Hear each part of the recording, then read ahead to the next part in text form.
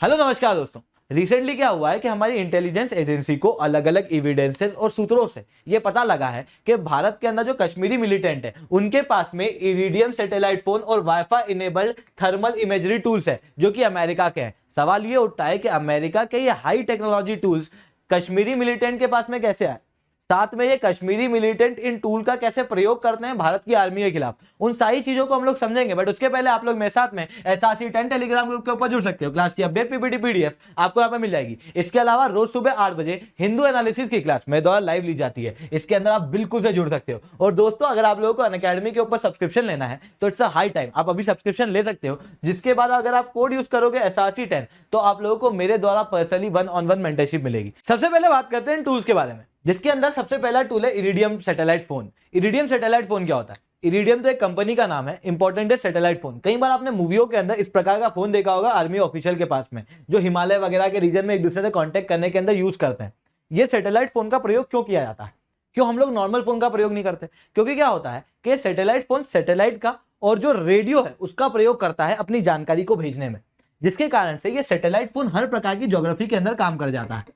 वहीं हमारे जो सेल्यूलर नेटवर्क वाले फोन होते हैं वो जब आप दूर दराज के इलाकों में जाओगे, जब आप हिली एरिया के अंदर जाओगे, वहां पर वो फेल कर जाएंगे, नेटवर्क आना बंद हो जाएगा। इस कारण से इन सैटेलाइट फोन का जो है वो प्रयोग किया जाता है। साथ में जो सैटेलाइट फोन है, इस सैटेलाइट फोन के अंदर ऐसा होता है कि जो लोकल लेवल के टेलीकॉम सिस्टम है उसको बाईपास कर जाता है इसका सिग्नल। इस कारण से इसके अंदर वायर टेपिंग, सेंसरशिप करना बहुत मुश्किल होता है। इसी कारण से आतंकवादी लोग जो है ना वो इस सैटेलाइट फोन को प्रीफर करते हैं। अगर 26/11 की बात करूं, जो 2008 के अंदर भारत के अंदर अटैक हुआ था, उस दौरान में भी इस इरिडियम सैटेलाइट फोन का प्रयोग किया गया था आतंकवादियों द्वारा, जिसके बाद डायरेक्टोरेट जनरल ऑफ शिपिंग द्वारा 2008 के अंदर इन इरिडियम सैटेलाइट फोन और साथ में थुराया सैटेलाइट फोन, इन दोनों सैटेलाइट फोन के यूज को रेस्ट्रिक्ट कर दिया गया था। 2012 के अंदर आते आते तो under the Indian telegraph act यहां पर इन सैटेलाइट फोन को बैन कर दिया गया था भारत के अंदर। आज के समय पे अगर किसी को सैटेलाइट फोन का यूज करना है, या फिर कोई बाहर का व्यक्ति जो भारत के अंदर आया है वो सैटेलाइट फोन लेके आया है, या फिर जो बाहर से सैटेलाइट फोन का इंपोर्ट कर रहा है, ऐसे कंडीशन में जब वो भारत में एंटर करता है उस दौरान में उसको कस्टम को बताना होता है कि मेरे पास में सैटेलाइट फोन है, उसे डिक्लेयर करना होता है। और उसके बाद में कस्टम उसे सैटेलाइट फोन लेके अंदर तभी आने देती है जब उसके पास में परमिशन होती है with the department of telecommunication. Otherwise Bharat के अंदर सैटेलाइट फोन जो है वो बैन है कंप्लीट रूप से। अब ये जो सैटेलाइट फोन है इनका प्रयोग पाया गया है जम्मू कश्मीर के रीजन के अंदर। जम्मू कश्मीर के रीजन के अंदर सबसे पहले 13 फरवरी के दिन, 13 फरवरी तारीख इंपॉर्टेंट है क्योंकि ये ठीक एक दिन पहले है पुलवामा अटैक के। 2019 के अंदर जब पुलवामा अटैक हुआ था वो 14 फरवरी को हुआ।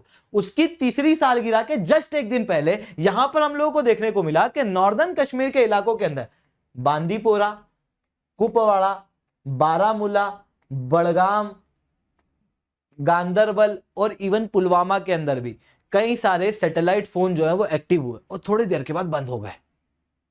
ये नॉर्दर्न कश्मीर में थे।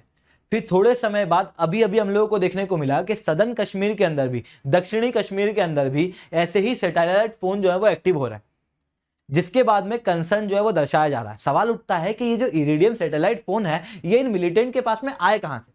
तो ऐसा माना जा रहा है हमारी इंटेलिजेंस एजेंसी द्वारा कि जब अफगानिस्तान के अंदर आर्मी वहां से रिट्रीट कर रही थी अमेरिका की, तो उस दौरान में वो सैटेलाइट फोन शायद वहीं छूट गए होंगे, या फिर जब कॉन्फ्लिक्ट चल रहा होगा तो तालिबान के लोगों ने वो सैटेलाइट फोन जो है वो आर्मी से स्नैच कर लिए होंगे, छिना लिए होंगे, ले लिए होंगे, जिसके बाद में ये सैटेलाइट फोन जो है वो अभी यूज कर पा रहे हैं कश्मीर के अंदर मिलिटेंट।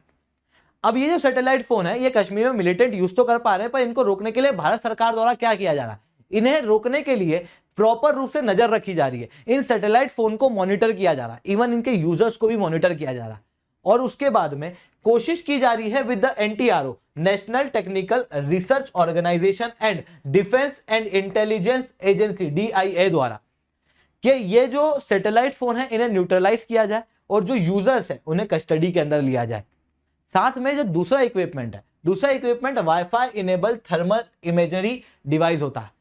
थर्मल इमेजरी डिवाइस आपने कई बार देखा होगा। क्या होता है कि जैसे मतलब मैंने आपके सामने रखा तो आपके बॉडी की हीट के अनुसार और आपके आसपास की जो एयर है उसकी हीट अलग अलग है, तो वो हीट के अनुसार क्या करता है, ये इमेज बना देता है। अब कई बार क्या होता है, ऐसा इमेजिन करना कि यार एक मतलब मिलिटेंट है जो एक घर के अंदर है और आसपास से क्या करा है, सैनिकों ने घेराबंदी कर दी है। जब घेराबंदी करी है तो जो सैनिक हमारे होते हैं वो क्या करते हैं, ऐसे छिप के आते हैं, जिसके कारण से बॉडी में हीट क्रिएट होती है। और क्योंकि ये जो wifi enable thermal imagery system है ये मिलिटेंट के पास में, तो ये मिलिटेंट क्या करते हैं, आसपास के एरिया की जानकारी उनकी बॉडी की हीट के अनुसार निकाल लेते हैं, जिसके कारण से ये जो घेराबंदी है उसके अंदर से निकलने में सक्षम हो जाते हैं कई बार मिलिटेंट। और ये हमको कब पता चला, ये हमको कई सारे एनकाउंटर के अंदर पता लगा। जब भारत की आर्मी ने कुछ मिलिटेंट का एनकाउंटर किया तो वहां पर ये थर्मल इमेजरी सिस्टम मिला, और ये उस हाई टेक्नोलॉजी का था जो पाकिस्तान के पास में नहीं है।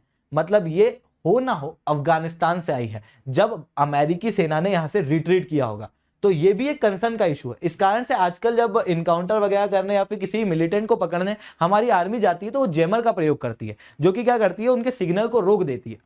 तो ये सारी चीजें जो है वो अभी हो रही है। तो दोस्तों आज के लिए इतना ही रखते हैं। लेक्चर अच्छा लगा हो तो लाइक करो, लेक्चर बहुत अच्छा लगा हो तो नीचे एसआरसी10 कमेंट करो। अगर आप लोगों को अनअकैडमी के ऊपर सब्सक्रिप्शन लेना है तो इट्स हाई टाइम, अब आप अभी सब्सक्रिप्शन ले सकते हो with the code SRC10। SRC10 code का प्रयोग करने के बाद में आपको अनअकैडमी के ऊपर डायरेक्ट 10% का डिस्काउंट मिलेगा। साथ में मेरे द्वारा पर्सनली 1-on-1 मेंटरशिप मिलेगी। मैं आपको बताऊंगा क्या पढ़ना है, किस तरीके से पढ़ना है, क्यों पढ़ना है। वीकली टारगेट मेरे द्वारा दिए जाएंगे और हर हफ्ते मेरे द्वारा सवाल पूछे जाएंगे ताकि आप लोग अपनी प्रिपरेशन से भटको ना। सवाल उठता है कि अनअकैडमी क्यों, क्योंकि अनअकैडमी एक ऐसा प्लेटफॉर्म है जहां पर बेस्ट फैसिलिटी है, जहां पर बेस्ट फैकल्टी है और जहां पर बेस्ट जो है रिजल्ट है। अगर मैं पिछले साल की बात करूं तो 1/4 से ज्यादा सिलेक्शन अनअकैडमी ने अकेले दिए थे। पूरे ऑनलाइन प्लेटफॉर्म 450 ऑनलाइन प्लेटफॉर्म अलग, ऑफलाइन प्लेटफॉर्म अलग, वो 75% तक सिलेक्शन दे पाए थे। बचा हुआ 25% तक का सिलेक्शन जो है वो अकेले अनअकैडमी ने दिया, और ये अपने आप में एक इतिहास है। तो जाओ सब्सक्राइब करो, अपने लिए बेस्ट चुनो, अनअकैडमी को चुनो, कोड यूज करो SRC10। साथ में आप लोग टेस्ट सीरीज भी ज्वाइन कर सकते हो अपनी प्रीलिम्स की प्रिपरेशन के लिए, जो कि फ्री भी है, और पेड टेस्ट सीरीज भी आप लोगों के लिए अवेलेबल है। तो जाओ सब्सक्राइब करो, SRC10 को कोड का प्रयोग करो।